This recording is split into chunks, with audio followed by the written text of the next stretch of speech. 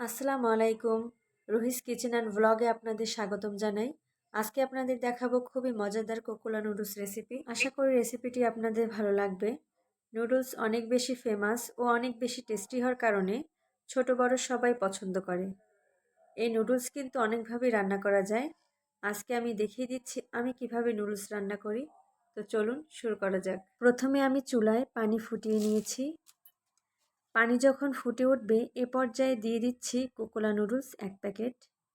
আমি নুডলস মাঝখান থেকে ভেঙে দিয়েছি, আপনারা চাইলে আস্তেও দিতে পারেন। আমি এখানে সামান্য পরিমাণ তেল অ্যাড করেছি। তেল দিলে নুডলসটি ঝরঝরা হয়। আর সামান্য পরিমাণ লবণ।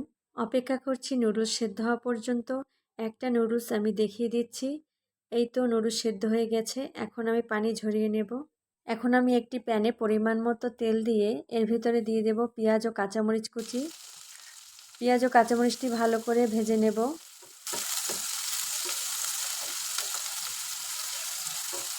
পেঁয়াজটা হালকা করে ভাজা হয়ে যাওয়ার পর এর ভিতরে দিয়ে দেব গাজর কুচি আর মটরশুঁটি।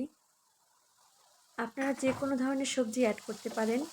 নুডলসে যত বেশি আইটেম অ্যাড করবেন নুডলস খেতে ততই মজা হবে। সবজিটা আমি 2 মিনিটের জন্য ঢেকে রেখেছিলাম। এই তো আমার সবজিটা সেদ্ধ হয়ে গিয়েছে। এখন সবজিটা নেড়েচেড়ে আমি আলাদা একটি পাত্রে সবজি উঠিয়ে রাখবো।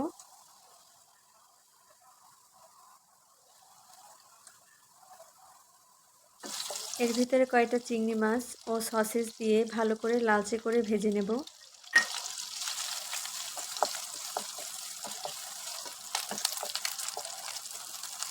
যখন এভাবে লালচে করে ভাজা হয়ে যাবে তখন আগে থেকে উঠিয়ে রাখা সবজিগুলো এর ভিতরে অ্যাড করব। সুন্দর করে সব নেড়েচেড়ে মিক্সড করে ফেলবো। এখন সামান্য হলুদ অ্যাড করেছি, এটা অপশনাল, আপনারা দিতেও পারেন নাও দিতে পারেন। এই পর্যায়ে আমি এর ভিতর ভেঙে দিচ্ছি একটি ডিম। ডিমটি ভালো করে সবজির সাথে মিক্সড করে ফেলবো।